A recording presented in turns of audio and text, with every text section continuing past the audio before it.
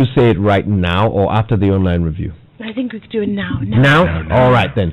Now. Here it is. Enjoy. Something must be done. You say he's done. Kojo, you have that look in your eye. What look?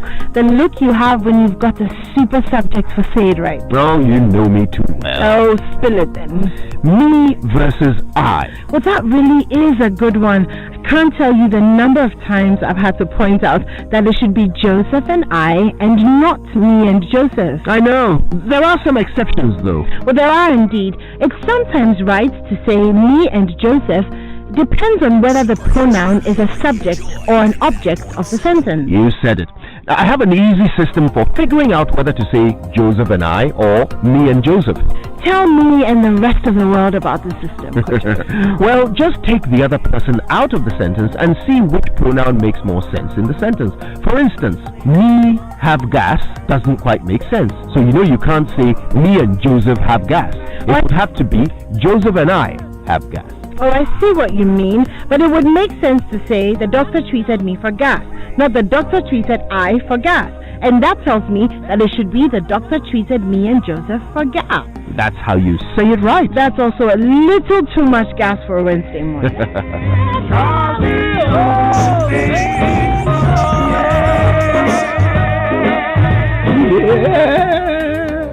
Produced as always by Churchill.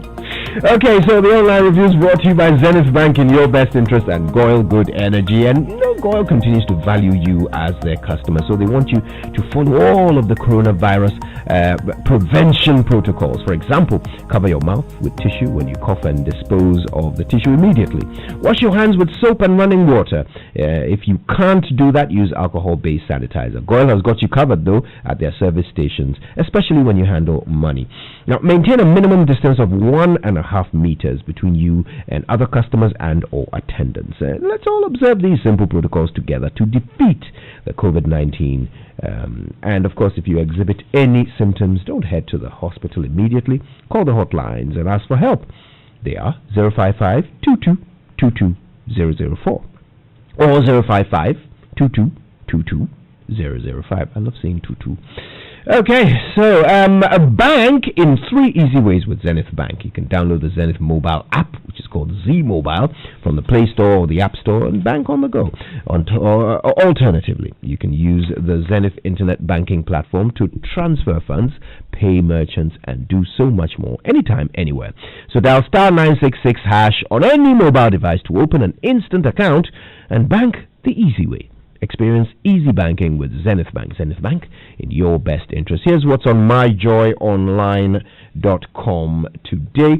And national security officers pick up pastor who threatened to kill electoral commission boss. Imagine.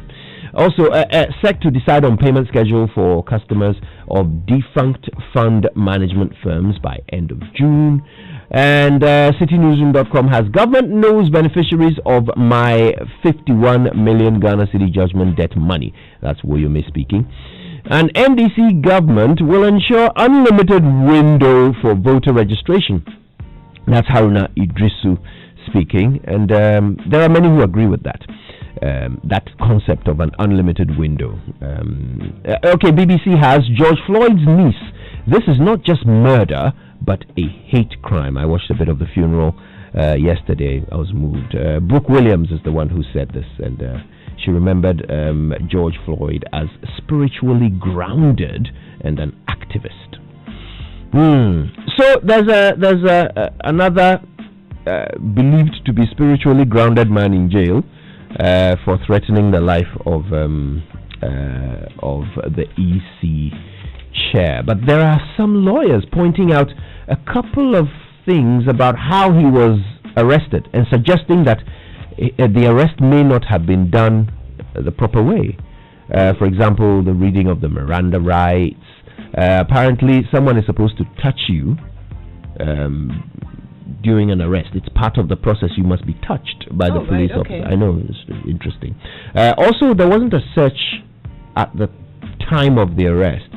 The search was done at some other time, which revealed the marijuana that he's being charged with possessing, and a number of other things. If you're a lawyer, if you've watched that video, we'd like to see whether you have any issues with it or whether you think it was done perfectly right. You can tweet at us or send us a WhatsApp. Is there a suggestion that the arrest was unlawful? There are some suggestions on social media and so forth. Lawyers, law students, lots of people are looking at it and saying, oh, they didn't do this, they didn't do that. But, it's an opportunity to educate. So why don't you share some of your legal opinions with us? You can send us indeed, informed legal opinions. 0244-340-437, or you can tweet at us and use the hashtag JoySMS. How did you see the arrest of I don't quite recall the gentleman's name at the moment. He's the founder and leader, Apostle Kwabena Owusu-Adjei. And just in case you missed the story, he's a founder and leader of the Hezekiah Apostolic Prayer Ministry, and he was remanded by an Accra Circuit Court for allegedly threatening to kill Mrs. Jean Mensah, the chairperson of the Electoral Commission. Apparently there was a video where he said some not very nice things about her and also the president. He's been charged with threats of death, offensive conduct to the breach of peace, and possessing narcotics drugs. So that's what's going on with that. But like Kojo said, we'll find out if the arrest was actually lawful. He's supposed to reappear on June 23rd. So because I think if the arrest is unlawful, then it kind of just spoils everything, doesn't it? If you have a good lawyer, yes. Yeah. If you have a good lawyer, it kind of spoils everything. Exactly. If you don't have a good lawyer, they may not be able to take advantage of the whole thing. And that kind of spoils everything for you, right? Well, once it's in the public domain, I'm sure that he will get a very good lawyer, even if he decides to go for a lawyer. Some other lawyers would be advising his lawyer. So certainly we'll see how it turns out. Okay, so let's stay with lawyers and courts for a second. You remember the 25-year-old father who beat his son with the wires and hurts his back and horrible things. Well, he's been speaking to Love News, and he has admitted that he's had a series of mental episodes for the past 13 years. Now, the court slapped a 2-year jail term on him, so he'll be going to court. He's also signed a bond of good behavior for 4 years. And in default of that, he'll serve a 4-year jail term. But we'll bring you that interview later as we hear him speak about his own state of mind and perhaps, show some remorse for what he put that boy. I haven't listened to it yet. It'll be interesting to see whether he does show remorse or not. But clearly, I mean, this is an ordeal that I bet he wish he had never, started. Yes, I agree. Exactly, and that's why, for me, I'm just thinking maybe the bond could have been okay, particularly when he's shown remorse and he's a young man, he has a lot ahead of him, so he signs a bond, and if he breaks the bond, then he goes into jail. But having 24 months still with a bond.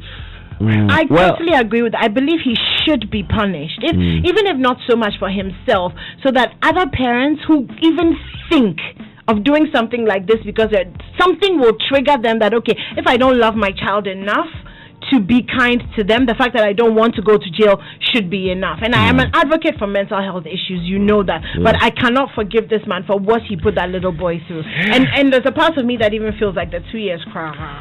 I'll be honest, I don't know whether this, I don't know for a fact. I have no way of knowing for a fact whether this gentleman has mental issues, the extent of these issues, whether or not he knew right from wrong. He had the capacity to make the decision. Yes, we don't know this. So we kind of have to put that to one side. Until that information is made available, until that test is done, we have to put that matter to one side and just look at the crime and punishment aspect of this. If a parent does such a thing, would this be a decent punishment for it? Right. And if we're thinking along those lines, then I don't think 2 years is enough. Yeah, I feel the same way. Okay, so talking about parents and talking about children, let's get into the Daily Graphic center spread, and it has this interesting story that talks about reopening of schools. Parents worried. So it says some parents have expressed, concern over sending their children back to school following the rising cases of COVID-19 in the country. Now, with the current case count, the story says 9,910. Well, now it's 10,201 and 48 deaths.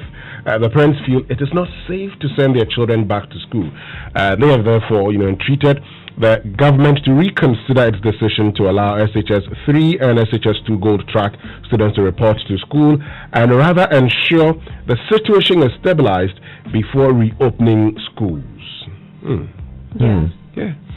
Feels like a good, appeal. I mean, with the numbers going up, yes, it's kind of worrying. So I have a friend whose daughter is supposed to be going back to school with this reopening, and she shares the very same anxieties. I think the government has tried to put in place something so that the children are safe. So parents not visiting, no religious activities, and all of those things. But you can understand, of course, why that would be troubling. There's one thing we need to bear in mind. The one thing that doesn't seem to be a factor in decision making for government when they're trying to figure out whether to lift some restrictions or not is the increasing numbers. Yes, that doesn't appear to be an aspect of their decision making process. I suspect it's because of the low death rates. Plus the fact that they may be going with a policy of it's here to stay. Yes, so herd immunity maybe. Well, herd immunity is a dangerous thing. There's a country that tried it. I think it's Sweden. And they are regretting it for the life of them. They wish they had never embarked upon that, that path. They're trying to reverse it. It's too late for some. So many are dying. It just it doesn't work for them. I don't know where it will work. But you see, with this particular one, Professor Adai made a point on upfront the last time that even with SHS 3 students, he believes only SHS 3 students should return to the schools. But they should even, have a double track system. So for SHS 3, you don't let all of them get into the school at the same time. Now you're asking SHS 3s and SHS 2 gold track to go to school. Exactly. You've added some more. Plus, you're saying that day students should also become boarders. It's kind of like you're trying. I don't quite get the strategy there. Why do they want more people? I think they want more people so that they can control the environment. Because the danger with having day students and boarders in the same thing is that some of these students are going home. You don't know where they're going. You don't know who they're coming into contact with. And so you may say that, okay, there's a probability of them bringing the disease in. If they're going to say, okay, we're going to admit all the students, we're going to test them, we're going to make sure that everybody on site is COVID negative, and then we're going to keep everybody here. You can't test everyone. Yeah, no, I'm saying this is, hypothetical. Then perhaps, it would make more sense. But I definitely get the argument for why we want to keep everybody. Yeah. Well, I mean, they're not going to make the teachers stay in the boarding school as well. They're not going to make what I mean. Yes, but you can't limit the movement of teachers, or accountants or whatever who work in the school, gardeners and all of that. So people will be going and coming. I don't know if they've really removed that risk. But anyway, time for the BBC.